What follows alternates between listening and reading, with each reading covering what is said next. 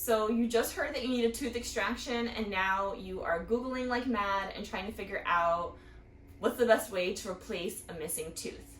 So there are 3 different ways that you can replace a missing tooth, and I'm just gonna cut to the chase. The best way to replace a missing tooth is with a dental implant. So a dental implant is a screw that goes inside of the bone, and then we build a crown on top of that screw, and it basically functions just like a natural tooth would. We don't have to touch any of the surrounding teeth.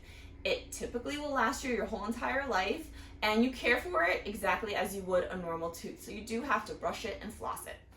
The second best option is with a bridge. So if you're someone who just isn't a candidate, perhaps for health reasons, if you're just not a candidate for dental implants, then a bridge is the second best option. And a bridge involves cutting down the 2 adjacent teeth. So basically you have a missing tooth and then the teeth next to that missing, in that space. We have to file those teeth down in order to put a bridge, or basically it's like a really long crown that seats on top of those 2 teeth surrounding the missing space, and then that replaces that 1 tooth. So you basically have 3 teeth connected, and that is a dental bridge, and so that is the second best option.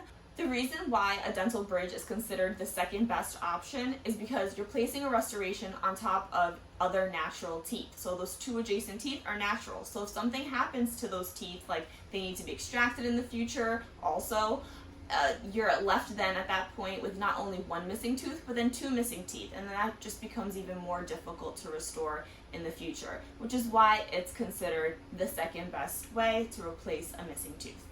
The third option is a partial denture, which I would say in this day and age is not commonly chosen.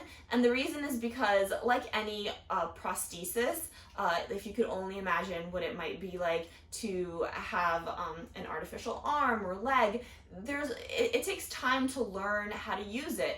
And so for a lot of patients, it's very uncomfortable to learn how to use a partial denture to replace a missing tooth. Obviously, if that's the only option that you have, then it's a good option, it works. But I will say that most patients don't enjoy eating their food as much, and do end up being a bit more self-conscious, I would say, when they have a partial to replace the missing tooth. So just to clarify, a partial is something that you can take in and out. It's not something fixed. A bridge is fixed, you would never take it out. An implant, again, is fixed, you would never take it out. And so those are the 3 different options that you have for replacing a missing tooth.